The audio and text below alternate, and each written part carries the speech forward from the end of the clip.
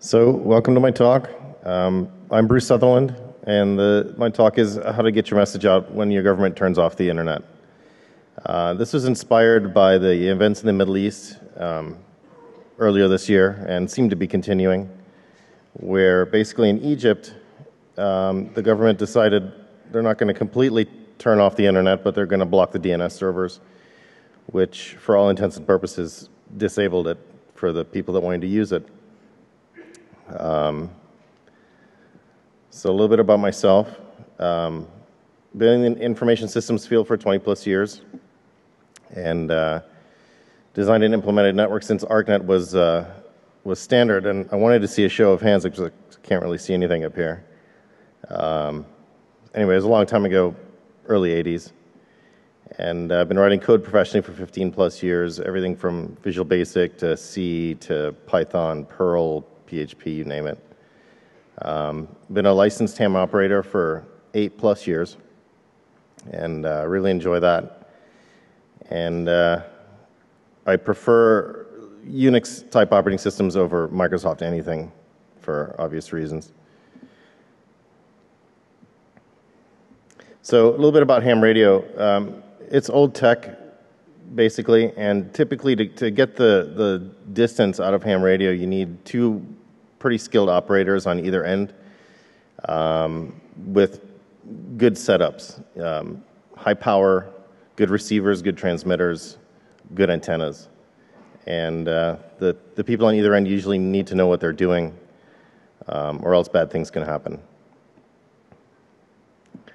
So this is an example of a station you would need to transmit long distances or communicate over long distances.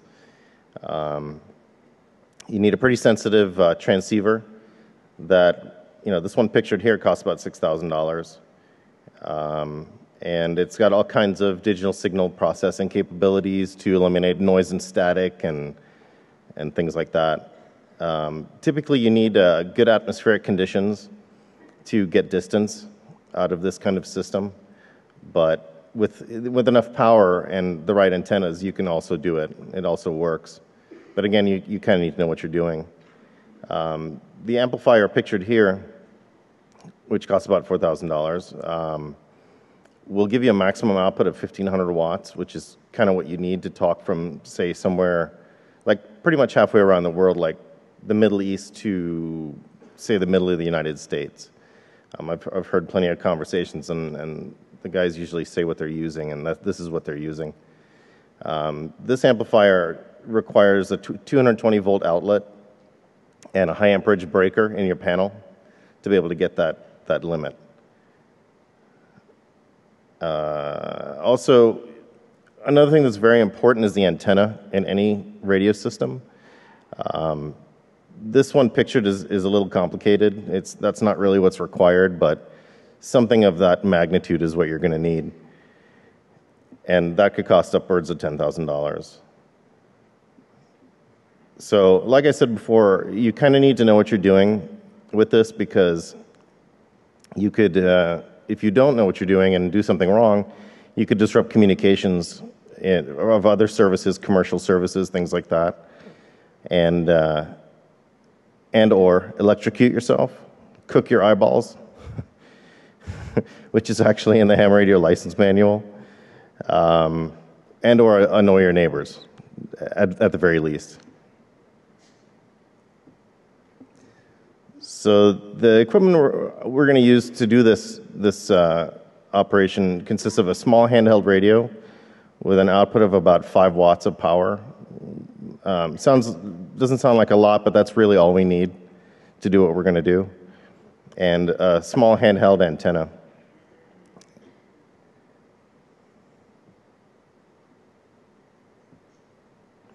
Here's a picture of me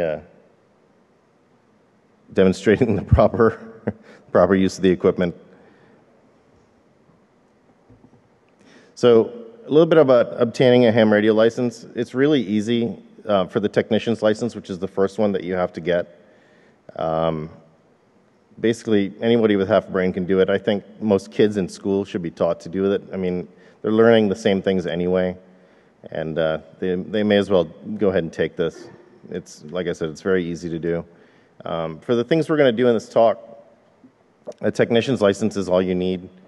It allows you to legally transmit on the frequencies we're going to need to use. And the test is basically a 35-question test out of a pool of 400 questions. But the questions and the answers to the questions are freely available. And they're usually in the back of the study guides that you buy. If you go onto Amazon or somewhere like that and just type in ham radio license exam or study guide, you'll see the appropriate books.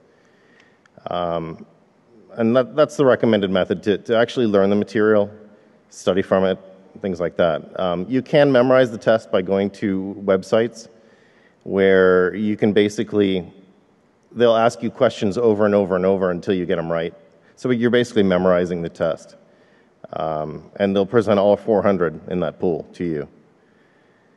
So once you get ready to take that, you can go to the awrl.org website, and that'll give you times and locations for the test. And I recommend that before you go to take this test, contact the location first, because sometimes they'll be listed, but they won't be doing it at that time for some reason. So that's a good idea. Now, once you take your test and pass it, the paperwork has to be submitted to the FCC because they have to assign you a call sign. And once that is submitted, it takes about 2 weeks from what I remember. And then what they're going to do is they're going to post it up on their website, up on their database there. And once it's in there, you can start transmitting. You're good to go. You will get a paper certificate or a license that you need to post in your station and stuff like that, but you don't have to wait for that to come in to start using it. So the technology that we're going to use for this is going to be in the VHF band, which is 144 megahertz, between 144 and 148 megahertz. And we're going to use a system called Automatic Packet Reporting System, or APRS. And what it is basically is a digital system that is transported over AX.25 protocol, which is it's amateur radio version of X.25 protocol. Runs at about 1200 baud and is good for the short messages we're going to be sending. APRS only has, I think, 3 or 4 different types of packets that can be sent, one of which is a beacon and one of which is a message. And the message is what we're concerned about because that's what we're going to be transmitting our message in. The antenna that I showed in the previous slide is not really necessary, but it's a good idea to have that. You'll get more range out of it. You'll have more time to send your message if you use that kind of antenna. But it's not 100% required. You could use the whip that comes with the radio itself. And let's see here. And then the other thing we're going to use is an amateur radio satellite to do this job. Reason being because basically when satellites are orbiting, depending on what their altitude is, they have a really large footprint. And the one we're going to primarily be using is the International Space Station, which is a 2,500-mile footprint. So if you're talking about somewhere in the Middle East, there's plenty of countries in range, from the hotspot to somewhere that's not in a hotspot. So a little bit about APRS. It was developed in the late 80s by Bob Bruninga. He works at the Naval Academy in Annapolis, Maryland. It was first developed on an Apple II computer and later on an IBM PC when it came out. And this protocol is designed to share your GPS position and ID, which is your call sign, among a large number of local stations. And what that's good for is if you're running an event like, say, a race, like a marathon or something like that, you would have stations like, water stations, medical stations, various organizers, all being stations on this network. And with the appropriate equipment, you could put all these or plot all these on a map, and as they move around, you would see them moving around on the map. So it's good for tracking assets and things like that for an event.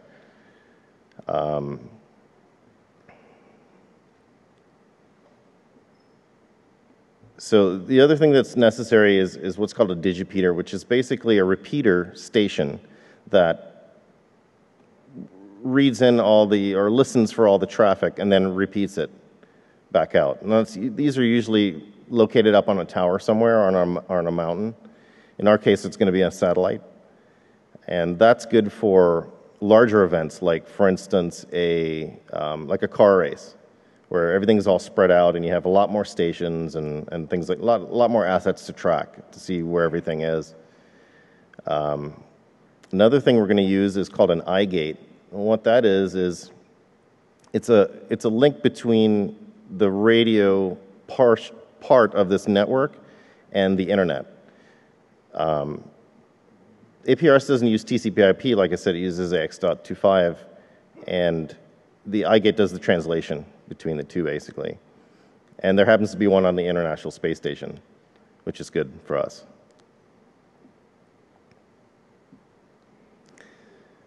So, other necessary infrastructure, Twitter. If you remember back in Egypt, everybody was trying to send messages out to Twitter and Facebook.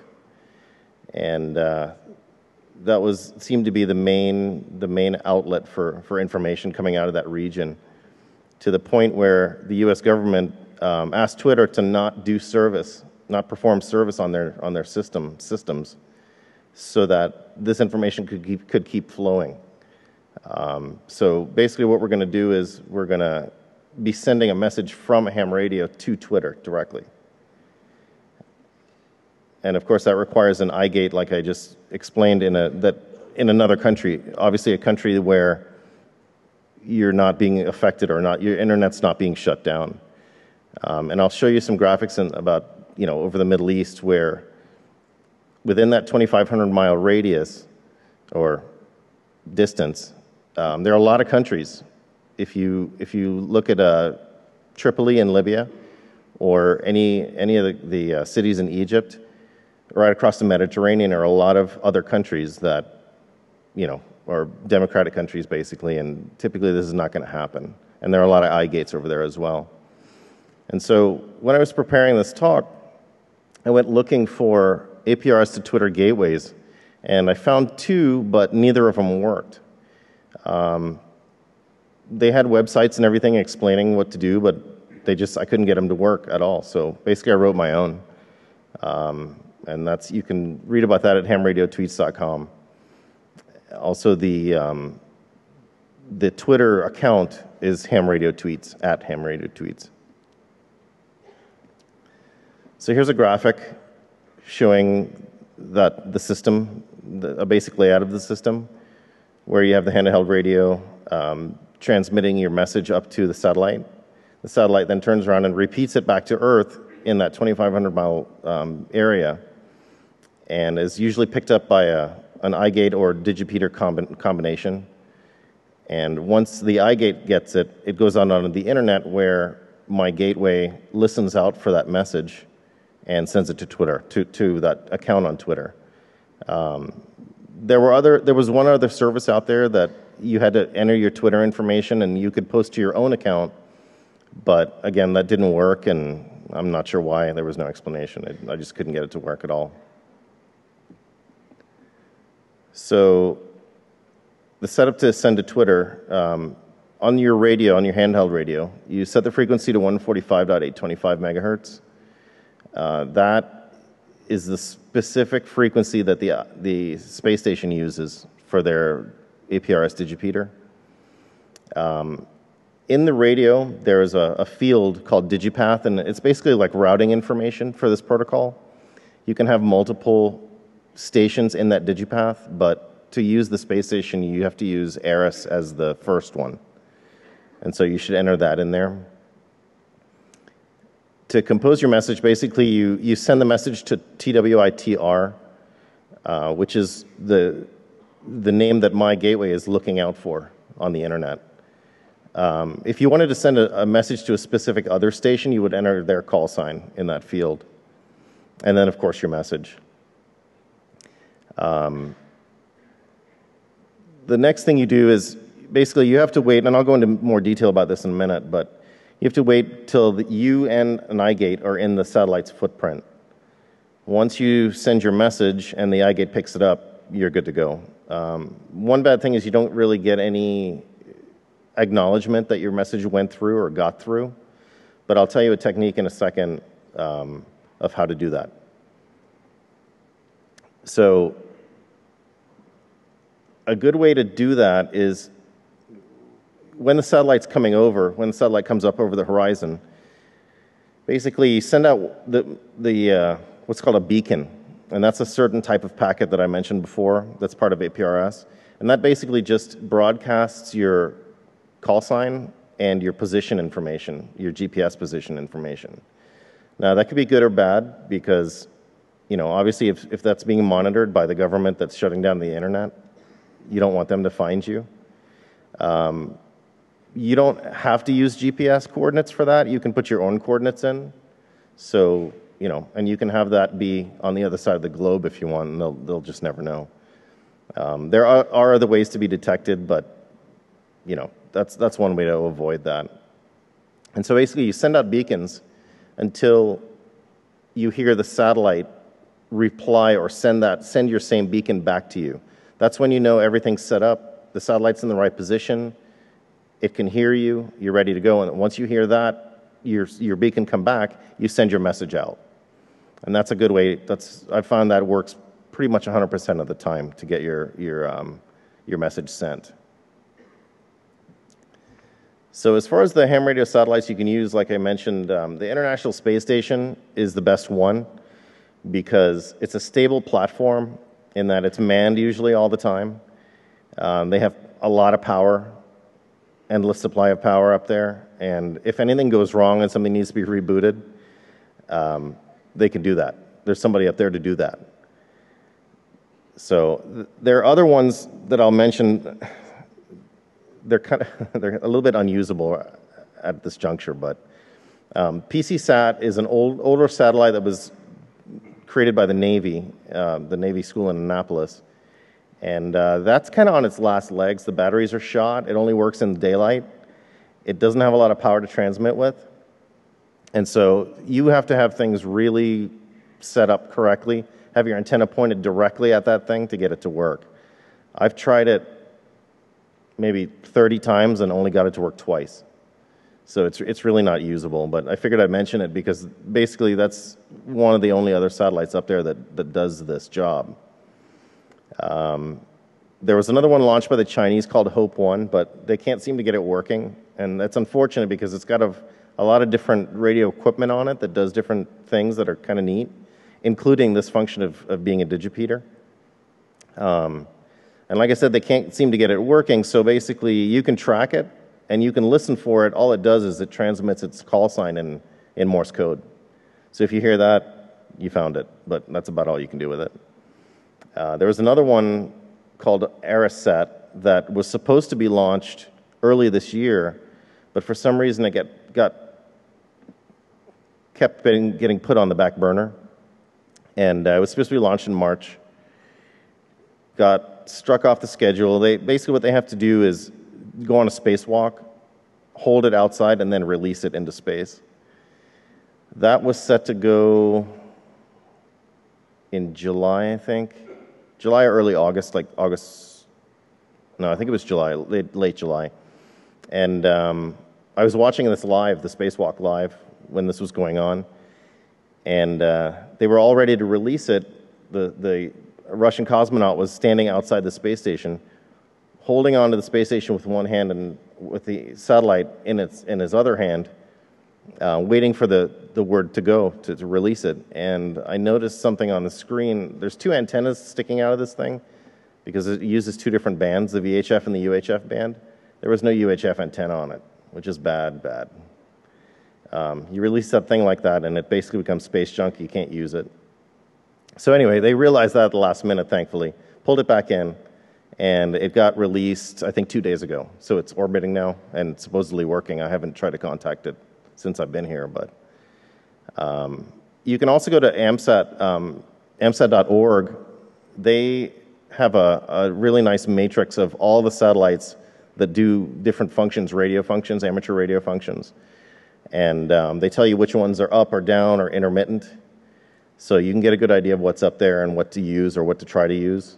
And they usually have, the individual satellites usually have their own website that explains what frequency they're on, how to use them, how to set your digipath, things like that. So satellite pass prediction. This is kind of important because to be effective, you kind of need to have, the satellite has to be in the right place, you need to be ready for it, and things like that. A really good site for this is n2yo.com. It's basically they provide prediction tables and also a real-time representation of where the given satellite that you're looking for is, and they plot it on a Google map, and then they show you the tracks for, I think, 2 orbits. So that's really helpful. They also give you, like I said, prediction tables that you can actually have it notify you via SMS or email when this thing's about to come over the horizon. Now, that's of course not going to help you when the government turns off your internet, but to practice and to get used to this, that's a great tool to use. I use it all the time. Another one is called Satscape. It's a Java-based, locally installed piece of software. And in my opinion, it talks a good game, but it doesn't work real well. I missed many satellite passes using that piece of software. So I don't really recommend it, but it's, you know, it's good to try something else out and see how it works. Another thing you can do is go to the AMSAT website, and there are pass prediction tools on there that you can basically choose your satellite, choose the dates, and it'll give you a printout of the next 50 passes, which would be good to take with you into this region that you want to send this message from. So also N2YO will give you up to 5 days of passes. So basically right before you leave, print this out and you should be good. Here's an example of a prediction table from N2YO. If you look in the columns, you'll see at the very top start, max altitude, and end. The start, well, it starts with the date and time, and that's obvious. I mean, you need to know when the date and time is. But the start, they give you an azimuth, which is basically a heading, a compass heading. And that's the compass heading that it's going to come over the horizon on. If you look under the max altitude section under elevation, that's the elevation that it's going to be at its highest point. So basically the first listing there is a 3-degree elevation. That's not a good pass.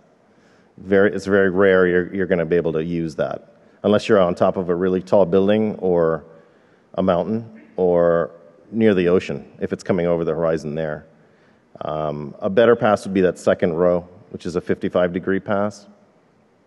And so basically you kind of need to have an accurate watch or a clock and a compass if you want to be really dead on with this thing. If not, you can kind of estimate and do it by ear, because you'll be able to hear those packets coming in over the radio. Once you hear it, and the more you do this, the more you get used to it. So you'll know what a good sounding packet sounds like. So once you start hearing that and it starts coming in pretty clearly, which is not hard with the space station because of the power I mentioned earlier, you just start transmitting your beacon, and then once you hear yours, transmit your message, and you should be good. So here's another graphic from N2YO. Let me go back to the other graphic real quick.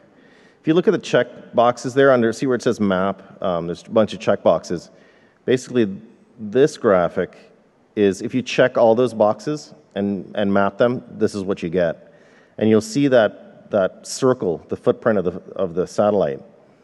I have it centered over Las Vegas right now, so you can kind of see what kind of range you'll get.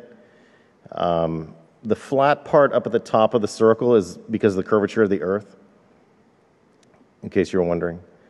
But you'll see the range. I mean, you can get up into Canada with this. In fact, I'm from Florida, Central Florida, and I routinely get packets coming in from Canada, Mexico, Cuba even, from Florida. So some use cases. We'll start with Libya, go to Egypt, and then the USA, Syria and the USA. USA was kind of that's an example of a USA use case. So the problem with that is in Mexico, there are not a lot of eye gates. I think there's 2 that I found. And you'll see a graphic later on with another website where you can actually track and locate stations using APRS, and that's actually pretty neat to see, especially as in Greece, there's a lot of islands around Greece, and so a lot of ferries going around. All those ferries and watercraft of a certain size are required to use APRS for tracking. So it's kind of neat to see that. But anyway, to go on with the United States use case, Mexico, like I found 2 eye gates there. Your best bet's probably like Vancouver area up in British Columbia there. And that's assuming that the entire United States is off the internet, which I don't know what will have to happen for that to take place, but you never know. So here's Libya. The center there is over Tripoli, and you can see how many countries, if you look up north, you can see how many countries are covered either partially or entirely by this footprint. And countries like Spain, France, Turkey, Greece, they all have tons and tons of eye gates. So you have plenty of opportunity to use this kind of system from this area. Libya typically doesn't have a lot of population. Most of it's on the coast, I think two or three major cities. The rest of it's desert, so there's really nothing there, and really there's nothing down into Africa either. So your best case is the northern Western European countries. So just off the coast of Libya is the island of Malta, and there's actually an eye gate on Malta, one eye gate. But north of that is Italy, and there are a ton of eye gates there. Another thing you'll see too, you'll notice if you look on the piece of Italy that's protruding from the top there, you'll see a couple of circles, blue circles with WX in them. Those are weather stations. A lot of weather stations are also on the APRS network, which is another neat feature. You could, using this website where this graphic is coming from, it's on the bottom there, aprs.fi. This is the website that you use to track all the stations worldwide. Anywhere there are APRS and APRS stations that get routed onto the internet, you'll see it on this website in real time. So as far as the weather stations go, you can click on those blue circles and get real-time weather anywhere in the world. Another neat thing is, too, when the earthquakes were happening in Japan, the Japanese have a lot of earthquake sensors off the coast for obvious reasons. Those are all APRS enabled. So you can monitor those to see, what kind of seismic activity is happening around Japan. And of course, the Japanese are very tech savvy. And so you're going to have to zoom way into Japan. Otherwise, the number of APRS stations, it just blocks out the entire country. It's crazy.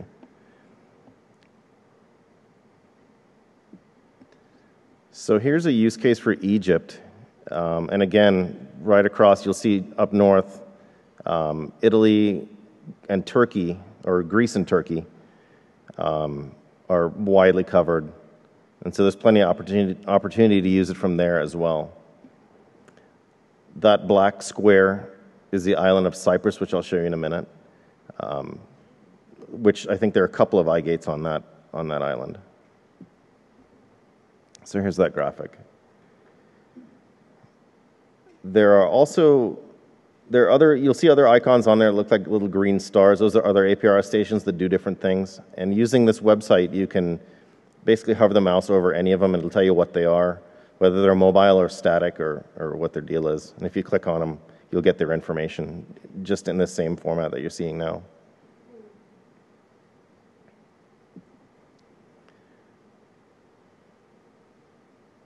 So again, this is an Egyptian use case. This is Greece you're looking at, and Greece has a lot of different APRS stations, both sea-based and land-based, that do all kinds of different things.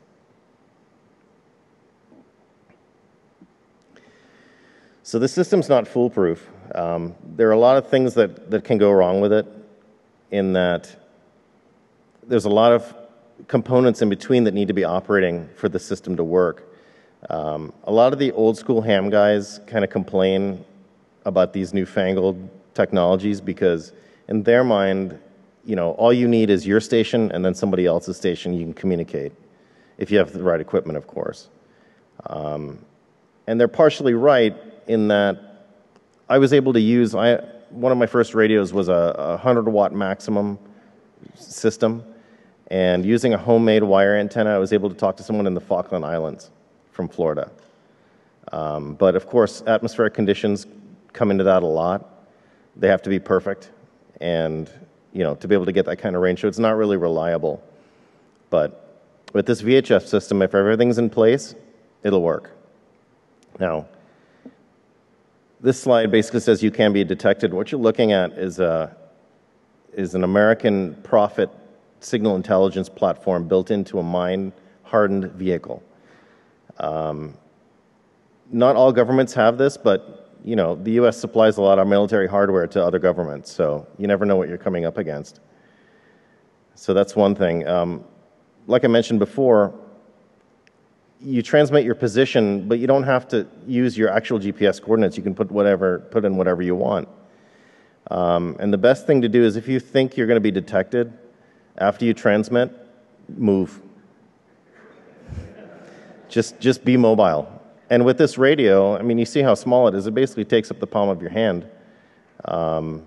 And it's easy to transport. And that antenna I showed you as well, that beam antenna, that Yagi antenna, that also breaks down into a roll-up bag, basically. So it's very, very portable.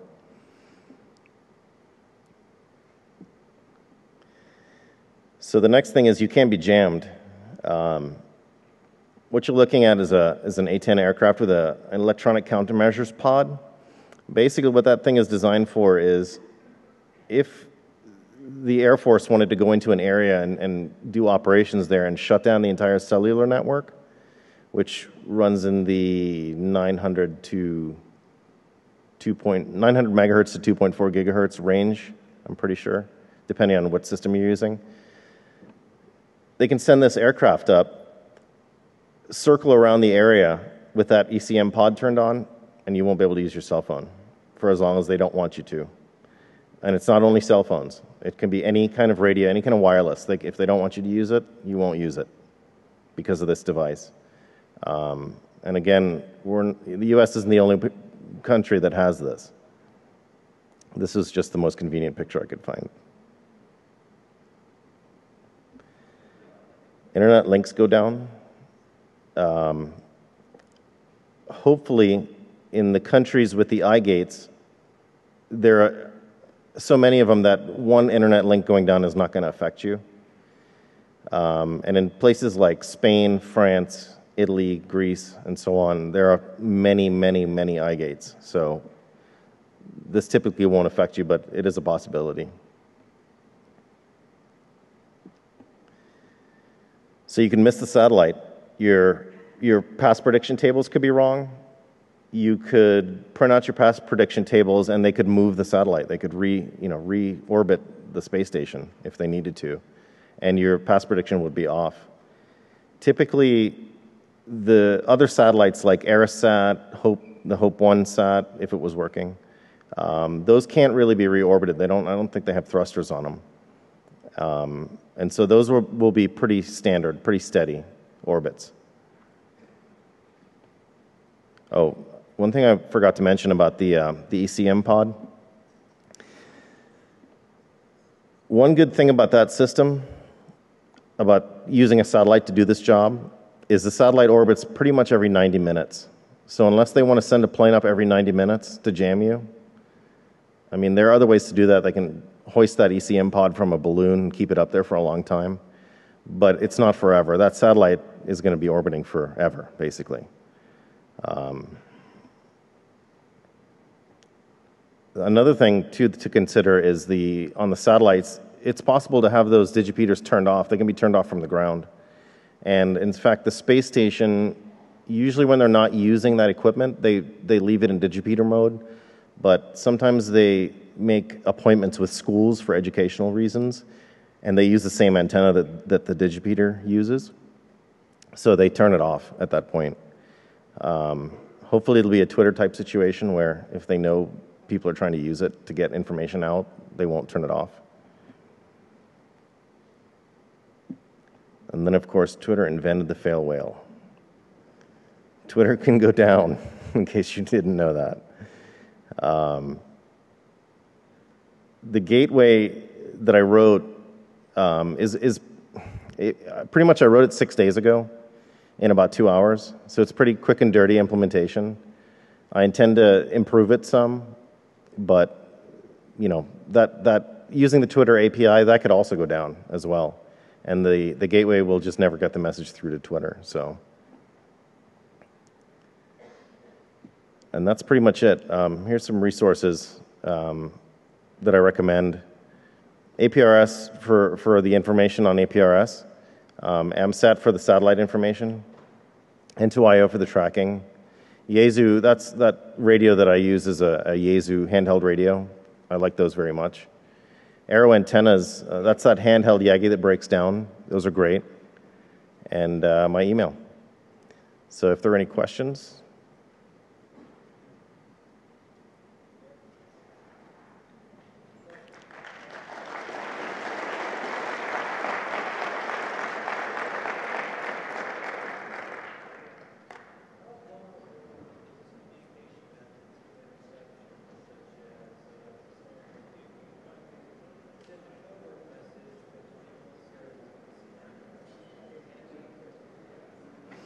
Okay, the question was, how vulnerable is this system to interception and about the use of encryption? Well, first of all, not that this would come into effect, but per FCC guidelines, you're not supposed to encrypt any amateur radio traffic.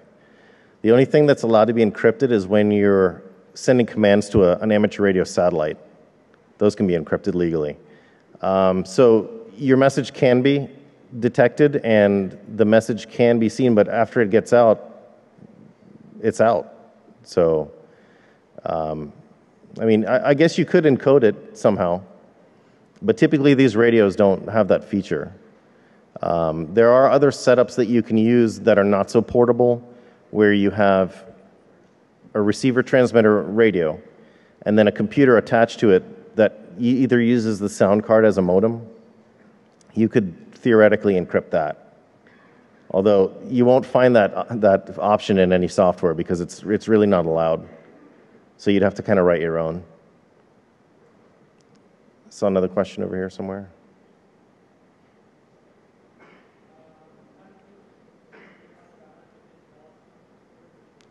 I'm sorry, I didn't.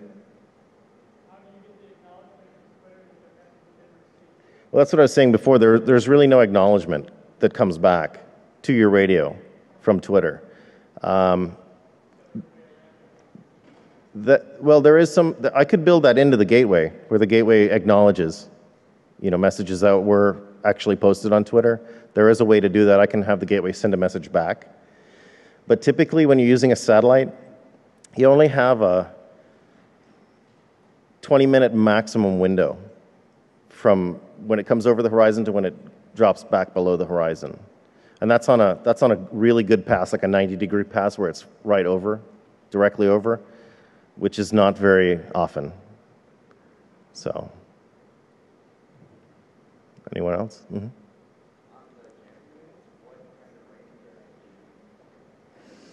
I'm sure that's classified.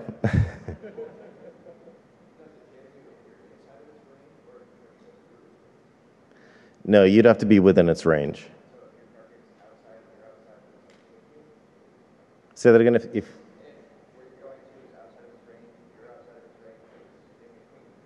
Oh, no, that won't affect you. Yeah. And because you're transmitting to space, there's a lot of space in there, and a lot of range in there, you know. And I'm not sure what the range of these ECM pods are, but I'm sure they can crank them up or down as they need. Theoretically, if the country's small enough, sure.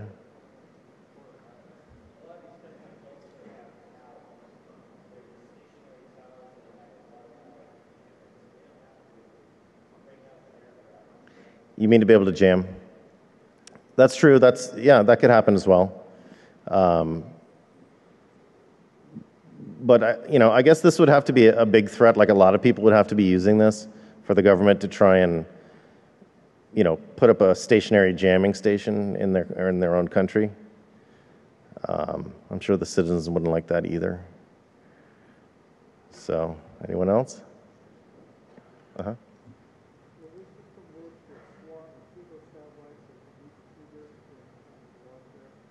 Sure.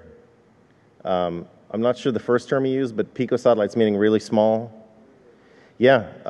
In fact, that Aerosat I mentioned is not big. It's about the size of a bread box. It's not big at all. There's not a whole lot of equipment in it. It's mostly batteries. And then every surface is solar panels. So yeah, it's very, I've seen satellites as small as, like this, that do one or two functions. It doesn't cost a lot to launch that. For the size it does, but, Mm-hmm.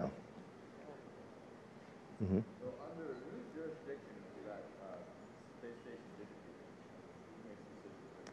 Well, it's the International Space Station, so I'm sure the U.S. government couldn't dictate what to do and what not to do. It's funny because when there were American astronauts on board, they changed the call sign to ARIS, A-R-I-S-S, and when there's Russians, it's R-S-I-S-S. So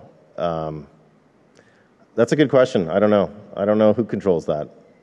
I know the Space Command, either Space Command, Russian or American or whoever, and there are other countries that send astronauts up there. I'm sure if they all got together and made a decision, they could shut it off. So, uh-huh.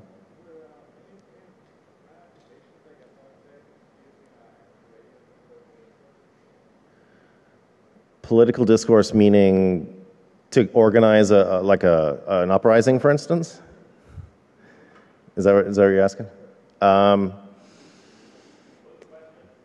The question was, are there any ramifications for using amateur radio to promote political discourse, correct? There's something like that in the rules. Basically, the only rule is they say you can't conduct business over amateur radio. And I'm sure, what's that?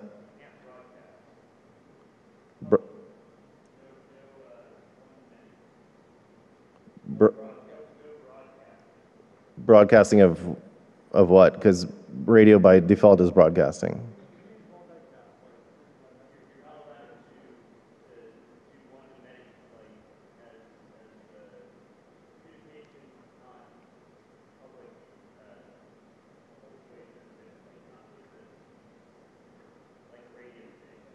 Oh, no, that's correct. You can't play stuff like music and things like that, news. Typically, no, you can't.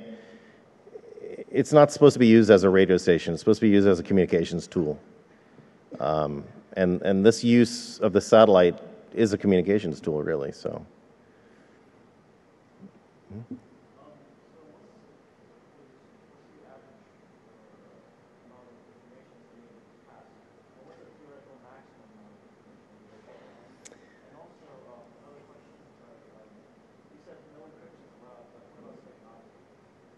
What about?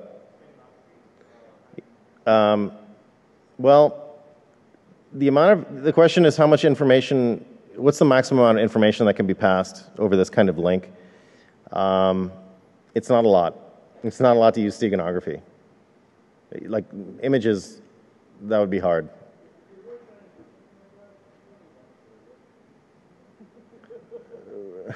Well, there is a mode in amateur radio called slow scan TV, which is used for sending pictures.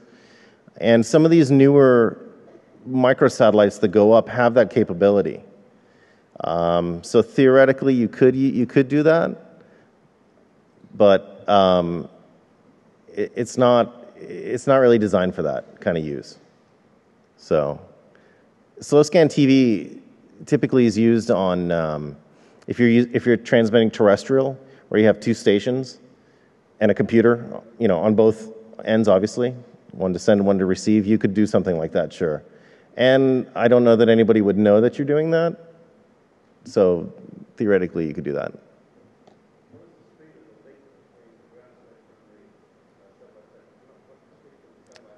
APRS typically runs at 1200 baud. I've seen it at 9600, but that's kind of pushing it. So it's really used for short text messages. So that's the best.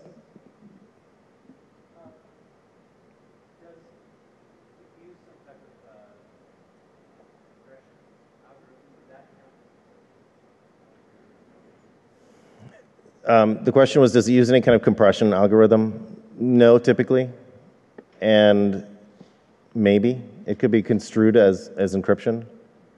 If you compressed it with a secret key of some kind, then yeah. But typically that's not done because the messages are so short and they need to be in clear text, so. Uh-huh.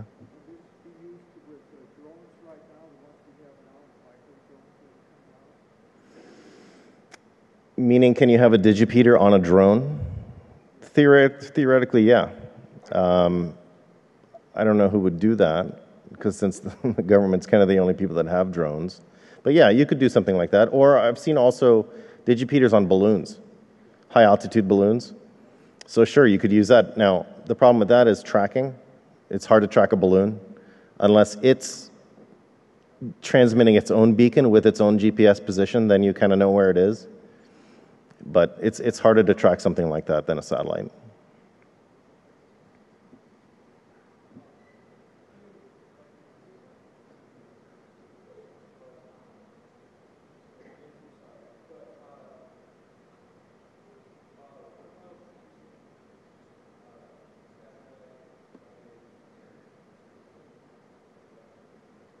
Sure, you could do that.